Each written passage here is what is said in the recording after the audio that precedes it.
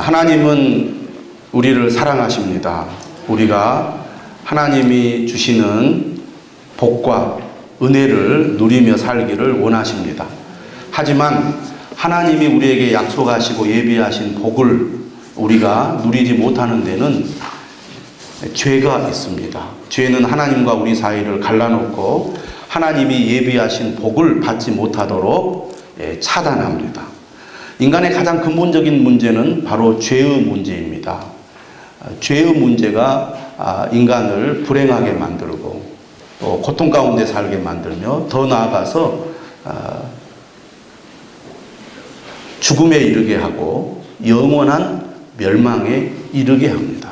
구원이란 곧 죄로부터 구원이고 인간이 이 세상에서 가장 복된 삶을 살기 위해서는 죄로부터 자유함을 얻는 데 있다고 말할 수 있겠습니다. 아까 우리가 찬송했듯이 죄에서 자유를 얻게 함은, 우리가 죄로부터 자유하다면 우리는 이 세상에서 참으로 행복하고 또 기쁜 삶을 살게 될 것입니다. 그런데 로마서를 읽어보면 인간은 뿌리 깊은 죄인임을 잘 알 수가 있습니다. 로마서 3장 10절에 이렇게 얘기합니다. 기록된 바 의인은 없나니 하나도 없으며 깨닫는 자도 없고 하나님을 찾는 자도 없고 다 치우쳐 함께 무익하게 되고 선을 행하는 자는 없나니 하나도 없도다. 그들의 목구멍은 열린 무덤이요 그 혀로는 속임을 일삼으며 그 입술에는 독사의 독이 있고 그 입에는 저주와 악독이 가득하고 그 발은 피 흘린데 빠른지라. 파멸과 고생이 그 길에 있어 평강의 길을 알지 못하였고 그들의 눈앞에 하나님을 두려워함이 없느니라 함과 같으니라. 왜 세상이 이렇게 복잡하고 혼란스럽고 고통이 가득할까? 그 근본 원인은 죄에 있다는 것입니다. 인간의 삶에 죄가 없다면 우리 이렇게 고통스러워하지 않고 불행해하지 않고 참으로 하나님이 만드신 이 세상 속에서 행복하게 살 수 있을 것입니다. 그런데 이 죄 때문에 인간은 너무나 고통을 겪고 있고 너무나 많은 아픔과 문제를 안고 살아야 합니다. 마치 죄는 무엇과 같으냐? 태풍과 같은 것 같아요. 태풍은 그 태풍이 지나가는 자리를 누구 하나 가리지 않고 휩쓸어 갑니다. 죄는 그런 것 같아요. 사람을 가리지 않습니다. 나이가 어린 사람이나 나이가 많이 든 사람이나 또 사회적인 지위와 직책이 높은 사람이나 그렇지 않은 사람이나 모든 사람을 다 휩쓸어 가는 게 죄인 것 같아요. 오늘날 우리가 사는 이 시대에 얼마나 많은 사람들이 죄로 말미암아 고통을 겪고 있습니까? 죄는 자신을 찌를 뿐만 아니라 다른 사람까지 찌르고 다른 사람까지 고통스럽게 합니다. 어떻게 저런 분이 죄를 지을 수 있을까? 어떻게 저런 분이 저런 죄에 빠질까? 그런 일들이 매주 우리나라 안에서도 일어나고 있습니다. 그런데 그런 사건과 죄의 문제가 남의 얘기가 아니라 곧 우리의 이야기일 수 있다는 얘기입니다. 문제는 사람들이 죄 가운데 있으면서도 죄에 대한 두려움이 없어요. 그들의 눈앞에 하나님을 두려워함이 없느니라. 죄에 대한 심각성을 잘 모르고 있다고 말합니다. 로마서 1장 28절 이하에 왜 이런 일이 일어난다고 말합니까? 이렇게 얘기해요. 또한 그들이 마음에 하나님 두기를 싫어하며 하나님께서 그들을 그 상실한 마음대로 내버려 두사 합당하지 못한 일을 하게 하셨으니 마음에 하나님을 두기 싫어하니까 인간이 죄를 짓게 된다는 겁니다. 그리고 로마서 3장 10절 이하는 인간은 정말 오염되지 않은 부분이 없다는 거예요. 그걸 우리가 전적 타락이라고 그럽니다. 인간은 오염되지 않은 곳이 한 군데도 없다는 겁니다. 겉으로 볼 때는 선하게 보이고 겉으로 볼 때는 정말 의롭게 보여도 인간은 머리끝부터 발끝까지 죄로 가득 차 있는 존재라는 것이죠. 이런 죄인의 특징은 그 마음에 하나님 두기를 싫어합니다. 그래서 모든 불의, 추악, 탐욕, 악의가 가득한 자요, 시기, 살인, 분쟁, 사기, 악독이 가득한 자요, 수근수근하는 자요, 비방하는 자요, 하나님께서 미워하시는 자요, 능욕하는 자요, 교만한 자요, 자랑하는 자요, 악을 도모하는 자요, 부모를 거역하는 자요, 우매한 자요, 배약하는 자요, 무정한 자요, 무자비한 자라. 그들이 이 같은 일을 행하는 자는 사형에 해당한다고 하나님께서 정하심을 알고도 자기들만 행할 뿐 아니라 또한 그런 일을 행하는 자들을 옳다 하느니라. 인간의 죄악이 얼마나 뿌리 깊고 얼마나 무서운 건지 잘 몰라요. 로마서 6장 23절은 분명하게 말합니다. 죄의 삭은 사망이라. 인간의 근본적인 문제는 죄에서 온 것입니다. 죄가 인간을 불행하게 만듭니다. 죄가 인간을 결국 죽음에 이르게 하고 영원한 심판에 이르게 한다는 겁니다. 왜 우리가 죽음의 존재가 되었을까? 왜 우리가 행복하기를 원하는데 왜 우리가 사는 이 세상은 참으로 행복하지 못할까? 왜 늘 문제가 끊이질 않을까? 교육열은 높아가고 환경은 좋아지고 여러 가지 제도들은 더욱더 더 완벽해지는 것 같은데 인간의 삶은 갈수록 더 고통스럽고 불행한 일이 많은 것 같아요. 그 근본 원인이 죄의 문제라고 성경은 분명하게 이야기하고 있습니다. 이 죄의 문제를 해결하지 않으면 인간은 절대로 자유를 누릴 수 없고 행복을 누릴 수 없고 구원을 받을 수가 없다는 얘기입니다. 그렇기 때문에 하나님께서는 우리 인간들을 불쌍히 여겨서 이 죄로부터 구원받을 수 있는 길을 열어주신 거예요. 하나님이 이스라엘 백성들을 언약의 백성으로 삼으시고 정말 그들을 구원하시고 그들에게 복을 주시기 위해서 제사 제도를 만드셨습니다. 제사를 통해서 이스라엘 백성들이 거룩하신 하나님 앞에 나아갈 수 있도록. 하나님은 거룩하시고 정결하신 분이시기 때문에 죄 많은 인간이 결코 하나님 앞에 갈 수가 없습니다. 하나님 앞에 나아갈 수 없으면 인간은 절대로 하나님이 예비하신 복을 누릴 수가 없어요. 복은 하나님으로부터 옵니다. 생명은 하나님으로부터 옵니다. 인간의 모든 구원은 하나님으로부터 오는 것입니다. 하나님과의 단절이 불행이고 하나님과의 단절이 인간에게 절망이에요. 하나님과의 관계가 회복이 되고 열릴 때 인간의 삶은 행복한 삶이 되는 것입니다. 그러므로 여러분 정말 여러분이 복된 삶을 누리기 원한다면 그리고 여러분이 원하는 복이 단순히 일시적인 복이 아니라 영원한 복이 되기를 원한다면 하나님 앞에 나와야 될 줄로 믿습니다. 그래서 여러분 이 자리에 나온 것이 복받는 출발점이라 이렇게 이야기할 수 있어요. 여기까지 나오는 것이 얼마나 귀한 일인지 모릅니다. 하나님께서는 이스라엘 백성들을 복 주시기 위해서 제사 제도를 만드셨습니다. 왜? 하나님을 만나야 하나님이 주신 은혜를 누려야 이스라엘 백성들이 참으로 하나님이 예비하신 복을 누릴 수 있기 때문입니다. 그 가운데 하나님께서는 오늘 본문에 나오는 대속죄일을 제정을 하셨어요.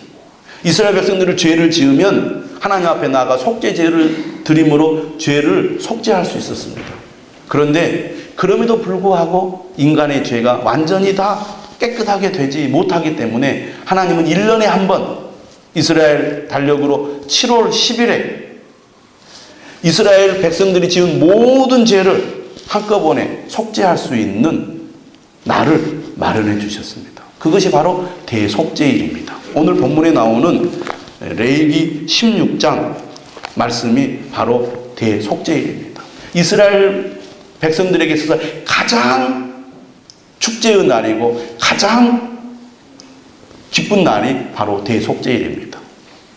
여러분 우리가 날마다 청소를 합니다. 집에서 청소를 하죠. 청소를 해야 깨끗하게 되니까. 그런데 우리가 날마다 청소를 하지만 우리 손이 닿지 않는 곳이 있습니다. 우리가 모르고 지나치는 곳이 있습니다. 그래서 정말 집을 완전히 깨끗하게 하기 위해서는 1년에 한 번쯤 대청소 날을 정해가지고 대청소를 합니다. 그러면 우리의 손이 닿지 않고 우리가 미처 치우지 못했던 곳까지 깨끗하게 치우게 돼요. 그러면 정말 집이 완전히 깨끗하게 되지 않습니까? 마찬가지로 이스라엘 백성들이 미처 깨끗하게 되지 못했던 모든 죄를 이 대속죄일에 완전히 깨끗하게 깨끗하게 해주는 날이 대속죄일입니다. 얼마나 감격스럽고 감사하고 축제의 날이겠습니까? 여러분, 하나님께서는 이스라엘 백성들을 속죄하기 위해서 대속죄일을 제정을 하셨는데, 이 대속죄일에 이스라엘 백성들은 하나님께 모든 죄를 다 사함받을 수 있었습니다. 대제사장이 이스라엘 백성들의 죄를 위하여 속죄의 제사를 드릴 때 다른 날과 달리 대속죄일에만 어디에 들어갈 수 있었느냐? 지성소 안으로 들어갈 수가 있었습니다. 한번 이제 잠깐 우리가 성소를 좀 보겠습니다. 여러분, 성소를 보시면 바깥에 이렇게 울타리가 있죠. 문은 한 곳입니다.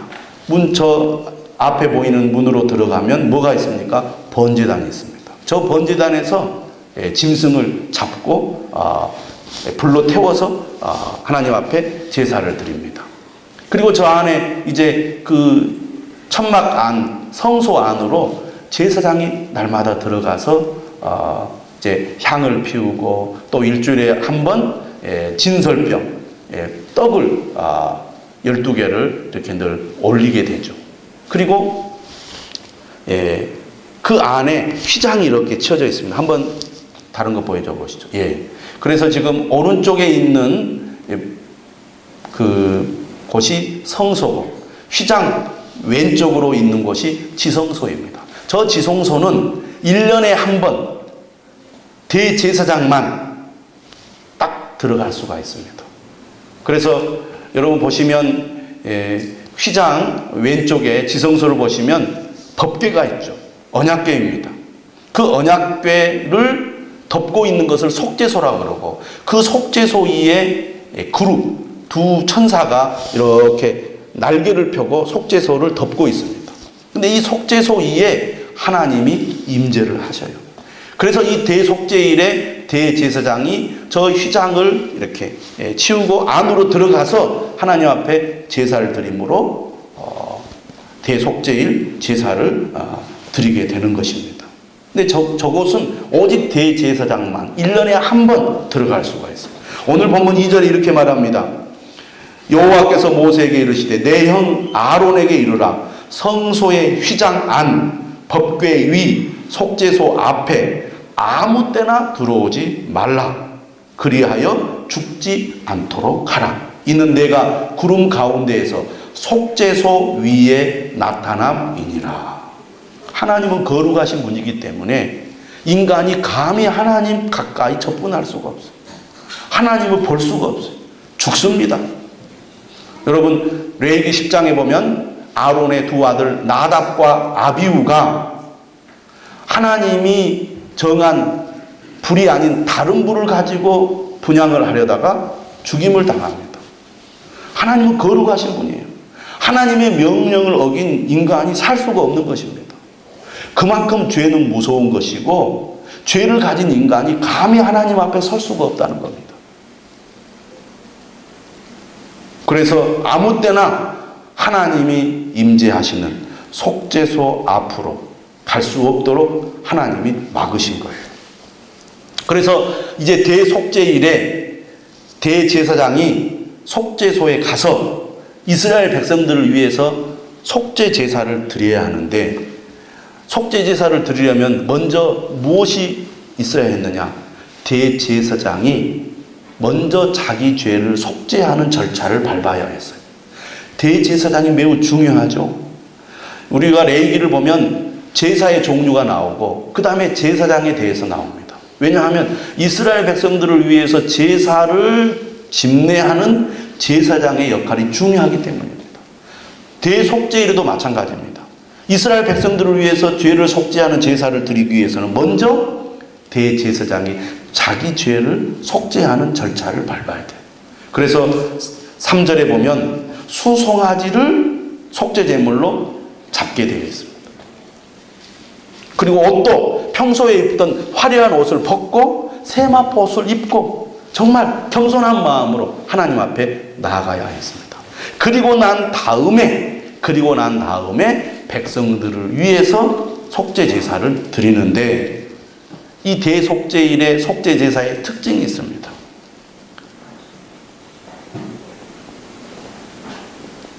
5절에 보니까 순염소 2마리와 번제물로 삼기 위하여 순양 1마리를 가져가도록 되어 있습니다. 여기서 특징이 뭐냐면 순염소 2마리를 이스라엘 백성들을 위해서 제물로 준비한다는 것입니다. 근데 이 두 염소를 어떻게 하느냐? 7절 말씀 보시기 바랍니다. 두 염소를 가지고 회막문 여호와 앞에 둔 다음에 8절에 두 염소를 위해서 무엇을 합니까? 무엇을 합니까? 제비를 뽑습니다. 제비를 뽑아서 한 마리의 염소는 어떻게 합니까? 여호와를 위하고, 다른 한 마리의 염소는 누구를 위한다? 아사셀을 위한다 그랬어요.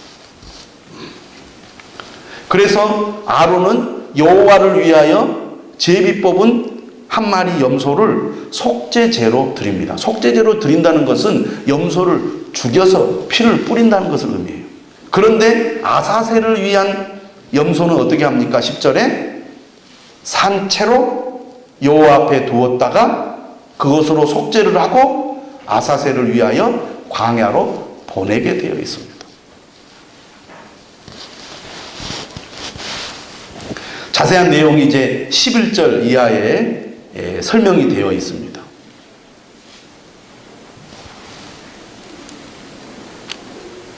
대제사장이 얼마나 두렵고 떨리는 마음으로 하나님 앞에 나아가는지 12절, 13절 이렇게 소개가 되고 있어요. 한번 읽어보겠습니다. 시작. 향로를 가져다가 여호와 앞 제단 위에서 피운 불을 그것에 채우고 또 곱게 간 향기로운 향을 두 손에 채워가지고 휘장 안에 들어가서 여호와 앞에서 분향하여 향연으로 증거계 위 속죄소를 가리게 할지니 그리하면 그가 죽지 아니할 것이며. 대제사장이 지성소 안으로 들어갈 때 자기의 죄 때문에 죽을까봐 두려워서 하나님이 죽지 않도록 어떻게 하느냐? 곱게 간 향기로운 향을 두 손에 채워가지고 휘장 안으로 들어갑니다. 그리고 여호와 앞에서 분향을 하는데, 분향을 하면 거기에서 향기가 이렇게 나와요. 연기가 나온다는 겁니다. 향연. 연기가 나오면 어떻게 합니까? 뿌옇게 되잖아요. 그래서 뭘 가려주느냐? 속죄소를 가려줘요. 하나님이 임재하는 속죄소를 누가 직접 눈으로 보지 않도록 대제사장이 보지 않도록. 그래서 죽음을 피하는 그런 의식을 행하는 거예요. 그러니까 거룩하신 하나님 앞에 대제사장인 그 인간이 정말 두렵고 떨리는 마음으로 조심 들어가는 거예요. 그만큼 하나님은 두려운 분이고 인간은 하나님 앞에 너무나 큰 죄인이기 때문에 감히 하나님 앞에 가까이 나아갈 수가 없다는 얘기입니다. 그래서 어떻게 합니까? 수송아지 피를 가져다가 손가락으로 속죄소 동쪽에 뿌리고 또 손가락으로 그 피를 속죄소 앞에 7번 뿌려서 자기를 위해서 속죄 제사를 드려요. 그리고 나서 백성을 위한 속죄제의 염소를 잡아가지고 2마리 중에 1마리죠. 그 피를 가지고 또 시장 안으로 들어가서 속죄소 동쪽에 뿌리고 속죄소 앞에 7번 뿌리는 거예요. 그렇게 해서 어떻게 합니까? 16절 한번 읽어보겠습니다. 시작. 곧 이스라엘 자손의 부정과 그들이 범한 모든 죄로 말미암아 지성소를 위하여 속죄하고 또 그들의 부정한 중에 있는 회막을 위하여 그같이 할 것이요. 이 대속죄일의 속죄제사의 특징 중에 하나가 뭐냐면 이런 표현이 나오는 거예요. 16절에 지성소를 위하여 속죄하고 회막을 위하여 그같이 할 것이다. 이스라엘 백성들의 죄로 말미암아 이스라엘 백성들 자신들만 죄로 오염된 것이 아니라 그들이 제사를 드리는 지성소와 회막도 죄로 오염이 되었더라 그 말입니다. 그래서 그들이 속죄제를 통해서 이스라엘 백성들의 죄뿐만 아니라 회막과 지성소까지 정결하게 하는 의식을 행하는 것입니다. 거기에 무슨 표현이 나옵니까? 모든 그들이 범한 모든 죄로 말미암아 이런 표현이 나와요. 그렇게 해서 한 마리 염소를 잡아서 속죄의 피를 뿌린 다음에 속죄 제사를 드리죠. 그리고 나서 어떻게 합니까? 20절 보십시오. 그 지성소와 회막과 제단을 위하여 속죄하기를 마친 후에 살아있는 염소를 드리되, 자, 살아있는 염소를 어떻게 하느냐? 21절 보십시오. 아론이 두 손으로 살아있는 염소의 머리에 안수를 합니다. 안수를 한다는 것은 죄를 전가하는 거예요. 이스라엘 백성들의 죄를 염소에게 이제 떠넘기는 것입니다. 그래서 21절 이렇게 말하죠. 이스라엘 자손의 모든 불의와 그 범한 모든 죄를 아뢰고 그 죄를 염소의 머리에 두어 미리 정한 사람에게 맡겨 광야로 보낼지니 염소가 그들의 모든 불의를 지고 접근하기 어려운 땅에 이르거든 그는 그 염소를 광야에 놓을지니라. 21절 말 22절에 보면 모든 불의, 모든 죄, 모든 불의라는 표현이 반복해서 나오고 있습니다. 이 대속죄일에는 이스라엘 백성들의 모든 불의와 죄를 어떻게 합니까? 다 제거해 주시는 것이죠. 없애 주시는 거죠. 그래서 이 아사셀을 위한 염소에게 보내서 그 죄를 멀리 추방시켜 버리는 것입니다. 죄를 멀리 추방시켜버려요. 아사셀을 위하여라는 게 무엇일까? 한 마리 양은, 한 마리 염소는 여호와를 위하여, 한 마리 염소는 아사셀을 위하여라고 표현을 하고 있었어. 이 아사셀이 무슨 뜻이냐? 학자들 사이에 논쟁이 많이 있었습니다. 그러니까 아사셀, 히브리어는 아자젤인데 염소를 뜻하는 예수와 내보낸다는 뜻하는 아잘이 결합된 말이다. 그래서 내보내지는 염소를 의미한다. 이렇게 이야기합니다. 그런데 학자들이 여러 가지로 얘기를 해요. 예를 들면 광야에 접근하기 힘든 곳을 말할 것이다. 또는 단순히 멀리 떠나보내는 염소를 뜻하는 표현일 수도 있다. 이렇게 해석하기도 하고, 아니면 광야의 악령 통치자나 타락한 천사들의 지도자를 가리키는 말일 수도 있다. 이렇게 해석하는 분들도 있습니다. 왜냐하면 여호와를 위한 염소에 대칭되는 개념으로 아사셀을 위한 염소라고 표현하고 있기 때문이라는 거예요. 근데 여기에 대해서 이제 반론을 제기하죠. 광야로 보내는 염소는 악마에게 바치는 제물이나 대속물일 수 없다. 왜냐하면 하나님은 악령들에게 아무것도 빚진 일이 없기 때문이다.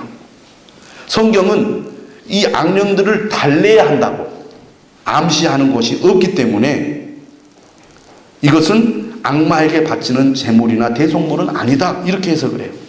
그러므로 하나님은 대적하는 세력의 동의를 얻기 위해서가 아니라 그분의 명령으로 자기 백성을 죄에서 해방할 권리를 갖고 계신다. 이렇게 얘기를 합니다. 하지만 이렇게 이해하고 해석할 수 있어요. 하나님이 악을 자기 근원으로 돌려보내서 이스라엘에서 완전히 제거하고 계신다고 이해한다면 이런 해석을 긍정적으로 볼 수 있다. 그러니까 아사셀을 저 멀리 추방하잖아요.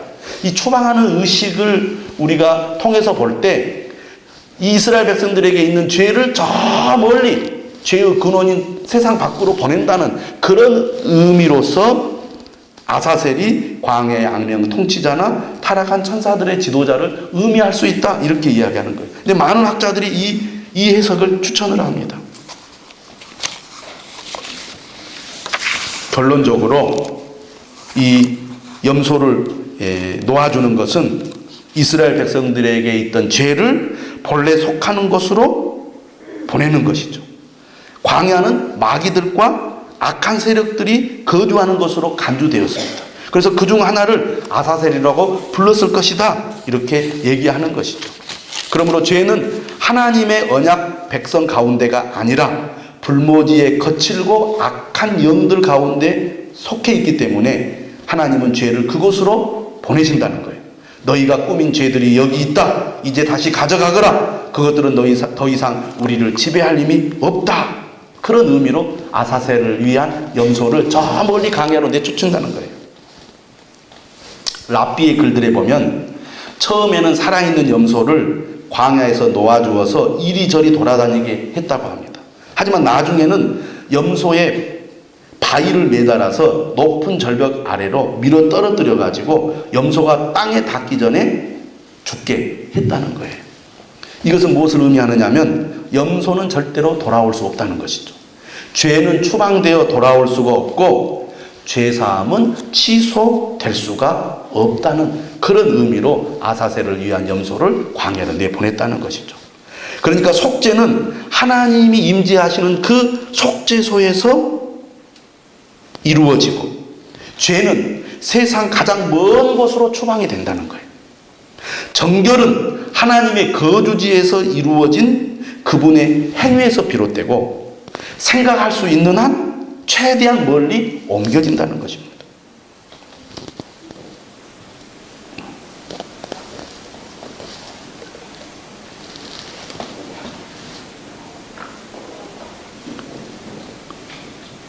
그러므로 한 염소는 이스라엘의 죄를 속죄하고 죄로 인한 하나님의 진노를 가라앉히는 수단인 반면 다른 염소는 그런 속죄의 결과를 보여주는 것이다. 하나님은 죄를 용서하실 뿐만 아니라 잊으시는 분이시다. 하나님 우리의 죄를 용서하시고 잊어버리신다 그랬잖아요. 다시는 기억하지 않으신다 그랬잖아요.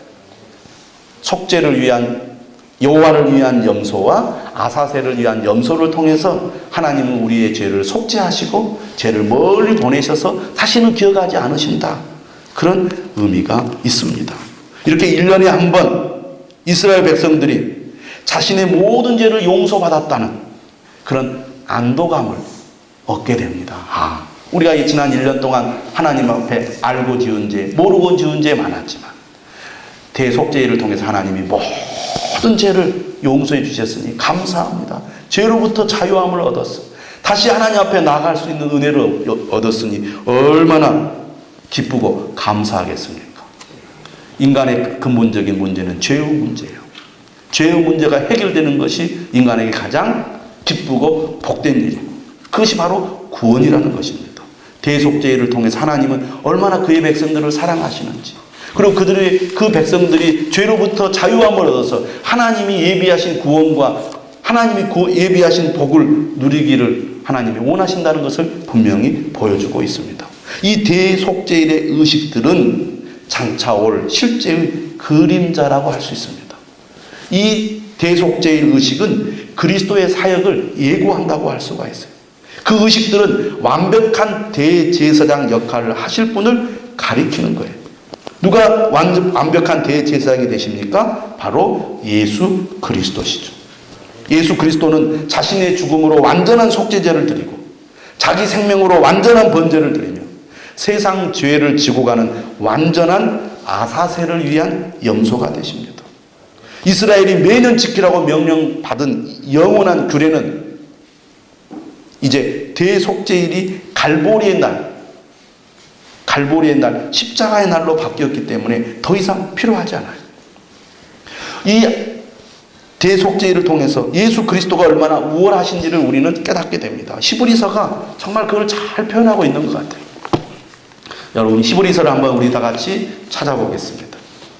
신약성경 히브리서 전체가 바로 이 레위기 말씀을 예수 그리스도의 빛 아래서 잘 해석해 주고 있습니다. 특별히 9장에 보면